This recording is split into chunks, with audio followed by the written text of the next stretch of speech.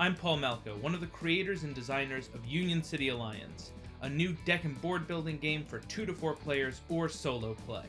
And today, I'm here to talk to you about one of our first 3 supervillains, the Pterano-Don and his ruthless Dino Mafia. These are iconic villains in Union City Alliance.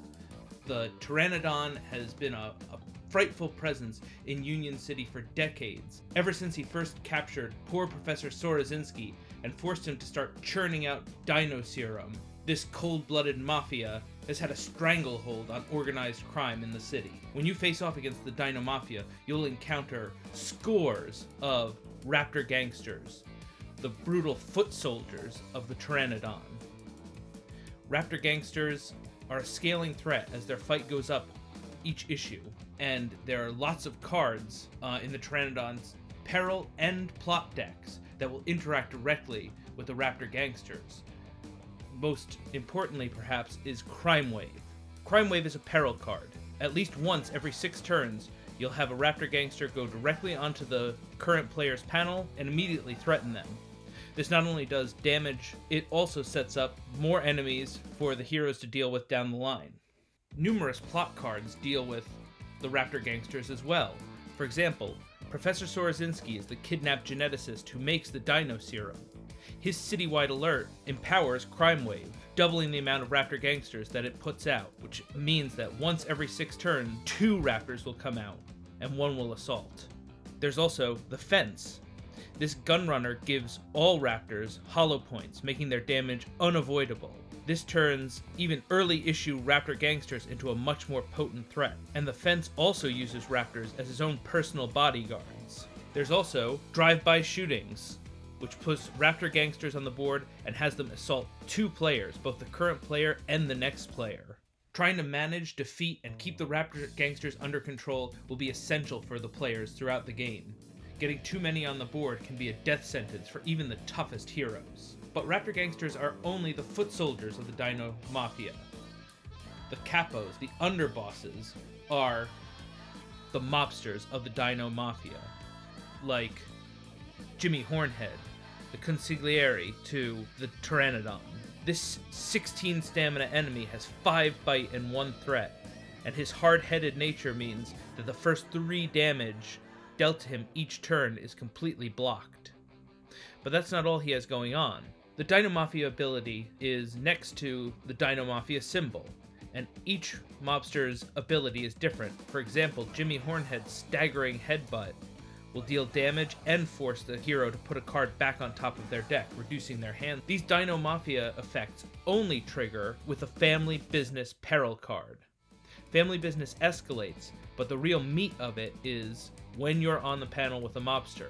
When that happens, you activate its Dino Mafia effect issue -1 times. So, in issue 2, they will activate once, in issue 3, 2 times. This makes fighting the mobsters even more challenging because it's unpredictable as to when these effects will be triggered. While you need to be on the panel in order to fight the mobsters, be careful when you're there because they could pack even more of a wallop at any time. Take for example Big Poly TRex, another one of the mobsters of the Dino Mafia. At 24 stamina and 7 attack, he is one of the most deadly foes in all of Union City. But because he's half blind, heroes double defense against him, so be prepared when you take him on. A smart hero will make sure they have gambits before they take on Big Poly TRex in order to be sure they survive the encounter. But it's not just these individual enemies who make up the Dino Mafia. There are also a host of events designed to delay, hamper, and harm your heroes. For example, Carried Away is a disruption card. It not only makes you discard the most powerful card from your hand, it also brings you to an inconvenient location. Unless you're a particularly speedy hero, it's going to take you a turn or 2 to get back into the fray. I Run This City is another. This not only destroys a Union card in your hand, but it deals damage to every hero on the board. The criminal Caesar exerting power over his empire. And perhaps most brutally, Sleep with the Ichthyosaur. This makes you dismiss a legacy card and then deals you 5 damage. That would be bad enough as it is, but in issue 3 or later, that damage is unavoidable. A staggering blow to even the most powerful hero. If they're able to, heroes should strive to end the Dino Mafia before they reach issue 3, because just like Sleep with the Ichthyosaur shows, things will really ramp up if the Dino Mafia is still around that late in the game. For example, Beatdown.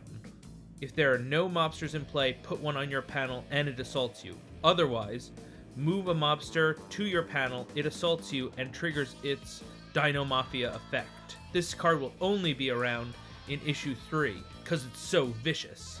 Whether you have been avoiding the mobster or you were in the process of fighting them, they're going to threaten you, and their assaults are no joke.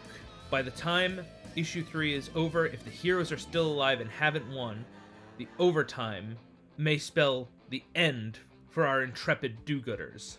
Automatically in overtime, mobsters will assault twice during their threat phase. If the heroes make it to overtime, they're in for a truly epic beatdown. It's not called Extinction Event for nothing.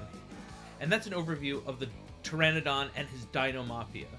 This supervillain is available to play against right now in our free demo on Tabletop Simulator, and you can check out more about him on our Kickstarter. Please head over there now and support us so we can be sure to get this game to your table in October. Thanks so much for watching, and we'll see you in Union City, heroes!